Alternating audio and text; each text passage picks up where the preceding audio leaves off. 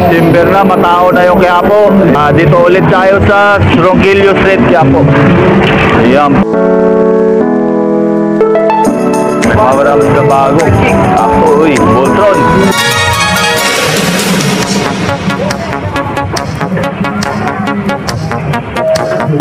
Bago yung power up naman ng timer to, ang Voltron. So may 6 na variant po.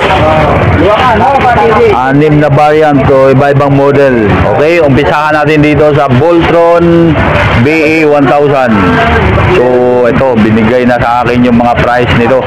Mga copper din daw po ito, ang transformer. Okay, Voltron BE 1000 po. Ang watts niyan ay 1,300 watts sa 8 ohms.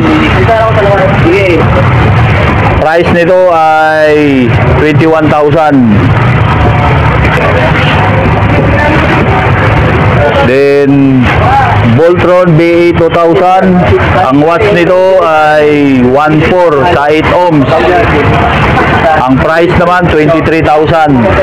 Mga copper po yan mga boss ha, mga copper. Copper tama ba? Okay. Tinanong natin yan para sure tayo na copper. Yan yung nakakaalam eh.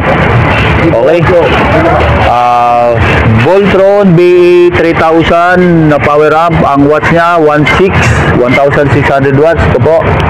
Ang price ay 25,000. Then Voltron BE 4000, price 27,000. Ang watts 1,800 watts po, RMS sa 8 ohms. Then Voltron BE 5000, ang watts niya 2,400 RMS. Ang price ay 30,000. Okay, 30,000 po. Then Voltron BE 6000, ang watts niya 2,600 watts RMS. Ang price 32. Yan. Mga pure copper po. Pamas ko to na handog ng Cymar. Bagong kagigiliwan ng mga sound lover. Yung power amp na ito, Voltron. Okay. Tapos ito yung laman, pakita lang natin saglit. Ayan, nagbukas ng isa, yung BE 1000. So NGW yung power transistor. NGW, ang kapasitor niya 20 peraso. Ayan, 8, 16, 18, 20. Ang value ay 12,000 by 80 volts. Ang back supply nito 118 po. Sa BE 1000 po yan.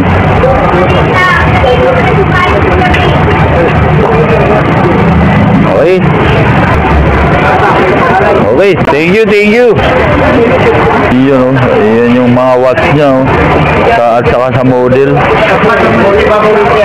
1,300 sa 8 ohms yung BE 1000. Ayan ang price. Mga pure copper and transformer. Ito na madam.